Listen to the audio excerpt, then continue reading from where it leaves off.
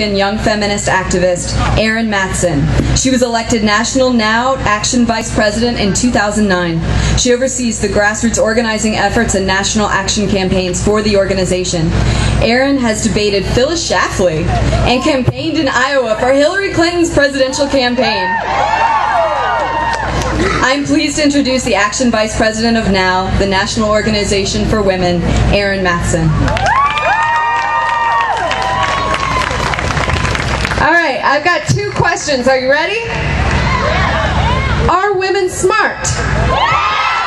Why don't you repeat that after me? Women are smart.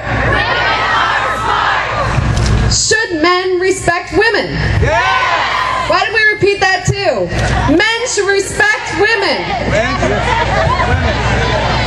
That sounds just beautiful. And looking at each of you, I know that you are so smart and so capable when you make your own decisions. So I've got some bad news, though. The bad news is that Bob McDonnell and Ken Cuccinelli don't think women are smart, and they certainly don't respect women.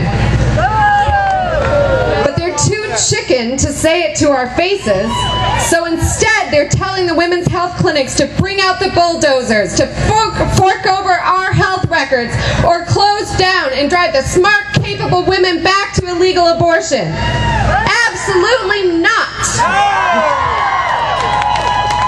Legal and accessible abortion is one of the greatest advances we have ever had in public health in this country, and it is absolutely critical for women's equality. These bigoted men in power understand that, and that's why they're after access to abortion and family planning in Virginia, plain and simple.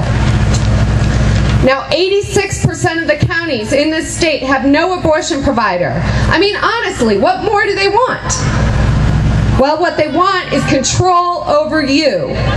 That's what this is all about, and it's happening all over the country.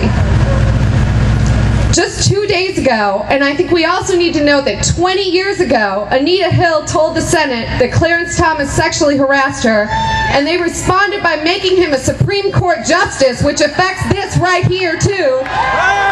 2 days ago, the men in Congress voted to let pregnant women die in hospitals if they need to, because they're too scared and they're too mean-spirited to openly try to repeal Roe v. Wade.